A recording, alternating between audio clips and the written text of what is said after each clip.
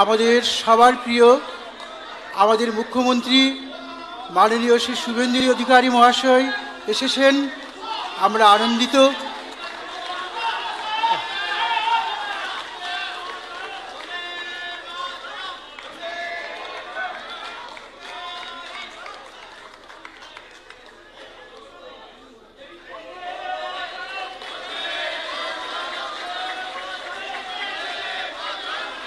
অত্যন্ত প্রিয় সম্মানীয় লেখিকা তসলিমা নাসরিন মহোদয়া এই বঙ্গভূমিতে গতকাল পদার্পণ করেছেন, আজকে কর্মসূচি করছেন।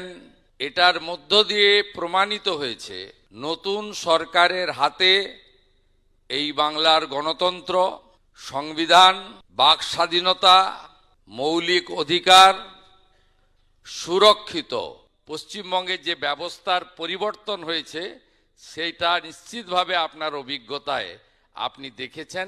একবার নয়, আপনি যখনই মনে করবেন বারে বারে আসবেন। সুরক্ষিত পশ্চিমবঙ্গে আপনাকে নিরাপত্তা দেওয়ার দায়িত্ব রাজ্যের মুখ্যমন্ত্রী তথা পুলিশ মন্ত্রী শুভেন্দু অধিকারীর। সবাই নিষেধাজ্ঞা চিরস্থায়ী নয়, বন্ধ দরজাও চিরকাল বন্ধ থাকে না। আজ 1 অগাস্ট। অগাস্ট আমার জন্মের মাস, অগাস্ট আমার নির্বাসনের মাস, আজ থেকে অগাস্ট আমার প্রত্যাবর্তনের মাস। 1994 সালের 8ই অগাস্ট আমাকে বাংলাদেশ ছাড়তে বাধ্য করেছিল তখনকার সরকার। রাতের অন্ধকারে আমার স্বদেশের দরজা আমার জন্য বন্ধ করে দেওয়া হয়েছিল। তারপর একের পর এক সরকার এসেছে, কিন্তু সেই দরজা আর খোলেনি। আর মাত্র 7 দিন পর আমার নির্বাসনের 32 বছর পূর্ণ হবে। স্বদেশের বাইরে কাটানো সময় এরই মধ্যে স্বদেশে কাটানো সময়কে অতিক্রম করেছে। রাষ্ট্র আমাকে দেশ থেকে সরিয়ে দিয়েছে, কিন্তু আমার ভেতর থেকে দেশকে সরাতে পারেনি। বাংলা ভাষাই আমার বহনযোগ্য স্বদেশ, যে স্বদেশ আমি সঙ্গে করে পৃথিবীর এক প্রান্ত থেকে আরেক প্রান্তে নিয়ে বেরিয়েছি। নমস্কার বন্ধুরা, আমি আপনাদের প্রতিবেদক শুভঙ্কর, আর আপনারা দেখছেন আপনাদের প্রিয় ইউটিউব চ্যানেল নেশনস প্রাইড।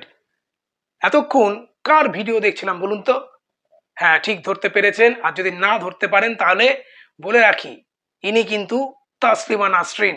আজ থেকে 19 বছর আগে যাকে পশ্চিমবঙ্গ তথা বাংলা ছাড়তে হয়েছিল বাম আমলে, কারণ তার লেখা, তার বক্তব্য নাকি এমনভাবে সমস্যা সৃষ্টি করেছিল যাতে তার প্রাণহানির হুমকি ছিল। এমনকি তিনি নাকি বঙ্গে পলাইতে পারে অস্থির পরিস্থিতি তৈরি করছিলেন। এমনই অভিযোগে তাকে বাংলা থেকে চলে যেতে হয়েছিল সুদূর দিল্লিতে। দিল্লিতে গিয়ে দীর্ঘদিন তাকে থাকতে হয়েছে বিদেশে। এবং সেই তসলিমা নাসরিন, তার সঙ্গে কাকে দেখা যাচ্ছে? রাজ্যের নতুন মুখ্যমন্ত্রী শুভেন্দু অধিকারীকে।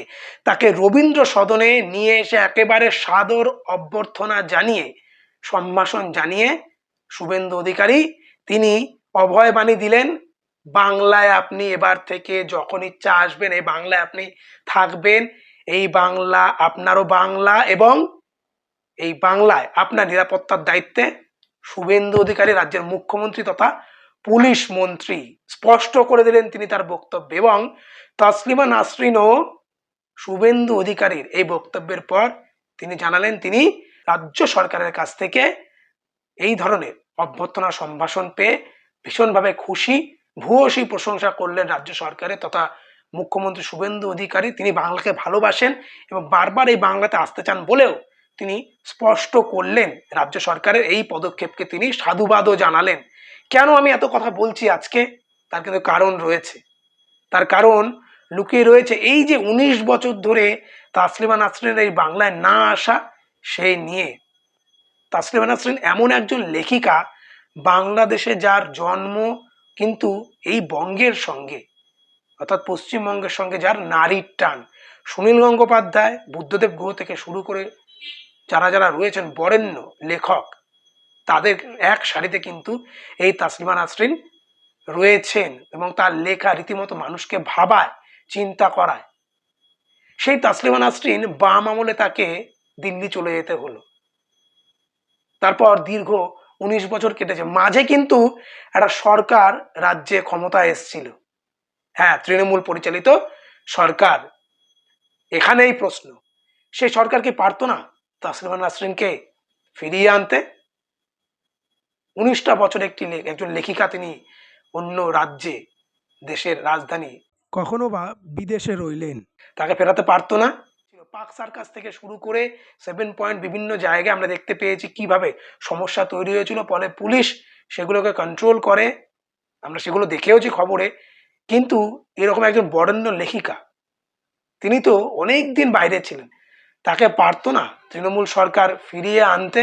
অনেকেই কিন্তু বলছেন এটা মমতা বন্দ্যোপাধ্যায় বা মমতা বন্দ্যোপাধ্যায় পরিচালিত সরকারের কোনো রকম ইচ্ছাই ছিল না তাসলিমা নাসরিনকে ফেরানোর, সেই কারণেই তাকে ফেরানো হয়নি। এবং যখন তাসলিমা নাসরিন বঙ্গ ছেড়েছিলেন তখন কিন্তু তৎকালীন বাম সরকারের বিরুদ্ধে তিনি ক্ষোভ উগরে দিয়েছিলেন, বিষোদ্গার করেছিলেন। আজ দীর্ঘ 19 বছর পর বিজেপি যখন ক্ষমতায় এলো রাজ্যে, তখন এই বরেণ্য লেখিকাকে ফিরিয়ে আনার সিদ্ধান্ত নিল। এবং দেখুন কত সুন্দরভাবে তাকে নিয়ে এসে রবীন্দ্র সদনের মতো একটি সম্মানীয় জায়গায় তাকে নিয়ে এসে তাকে অভ্যর্থনা, তাকে সম্ভাষণ জানানো হলো এবং তাকে এই অভয়বাণীও দেওয়া হলো যে রাজ্য সরকার তথা রাজ্যের মুখ্যমন্ত্রী তথা পুলিশ মন্ত্রী নিজে তাসলিমা নাসরিনের নিরাপত্তার দায়িত্বে রয়েছেন। তিনি যেন অকুত ভয় হয়ে বাংলায় আসেন, এখানে মানুষের সঙ্গে থাকে। শুভেন্দু অধিকারীর এই পদক্ষেপকে যেরকম ভাবে তাসলিমা নাসরিন সাধুবাদ জানিয়েছেন, একইভাবে কিন্তু বিশিষ্ট জন যারা রবীন্দ্র সদনে শুধু উপস্থিত ছিলেন তারাই নন, লেখক, লেখিকা, শিক্ষক, শিক্ষিকা থেকে শুরু করে সমাজের একেবারে যারা বুদ্ধিজীবী, বুদ্ধিদীপ্ত মানুষের সম্প্রদায়, তারা কিন্তু এটিকে সাধুবাদ জানিয়েছেন। তারা কিন্তু এটিকে একেবারেই বলেছেন অত্যন্ত গুরুত্বপূর্ণ এবং উপযুক্ত পদক্ষেপ। তাই স্বাভাবিকভাবেই কিন্তু এখানে আমার প্রশ্ন, যেটা তৃণমূল করে দেখাতে পারেনি দীর্ঘ 15 বছরে, আজ সেটি ক্ষমতায় আসার কয়েক মাসের মধ্যেই শুভেন্দু অধিকারী সরকার করে দেখিয়ে দিল। আর এখানেই কিন্তু তার গ্রহণযোগ্যতা, কারণ এই সরকার ক্ষমতায় আসার আগেই জানিয়েছিলেন যে রাজ্যে পালাবদল হলে যত ধরনের সমস্যা আছে, যত ধরনের দেখা যাচ্ছে বিড়ম্বনা, সেগুলোকে কাটিয়ে ওঠার চেষ্টা করা হবে এবং সেরকমটাই করা হচ্ছে। বাংলা তো সংস্কৃতির পীঠস্থান, এই বাংলা সবসময় দেশকে পথ দেখিয়েছে।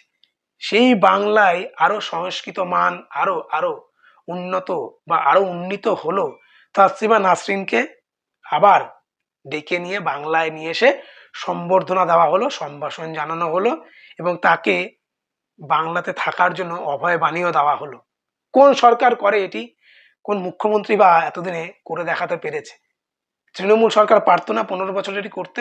এতদিন ধরে বয়কট করা একজন লেখিকাকে, বরেণ্য লেখিকাকে এইভাবে বিজেপি সরকার আবার বাংলায় ডাকলো, তাকে অভয় বাণী দেওয়া হলো, তিনি বাংলায় থাকুন, কাজ করুন, এখানে মানুষের সঙ্গে একাত্ম হয়ে থাকুন। আর এই ধরনের খবর আরো দেব আগামীকাল, নতুন একটি গুরুত্বপূর্ণ খবর নিয়ে আপনাদের সামনে আসবো। সবাই ভালো থাকবেন এবং অবশ্যই যারা এখনো পর্যন্ত এই চ্যানেলটিকে অর্থাৎ নেশনস প্রাইডকে সাবস্ক্রাইব করেননি তারা অবিলম্বে সাবস্ক্রাইব করুন, এই চ্যানেলটির পাশে থাকুন। এই খবরের নিচে আপনার সুচিন্তিত কমেন্ট, খবরটি কেমন লাগলো, না ভালো না খারাপ, কমেন্টে জানান। লাইক করুন, শেয়ার করুন চ্যানেলটিকে। সবাই ভালো থাকবেন, ধন্যবাদ।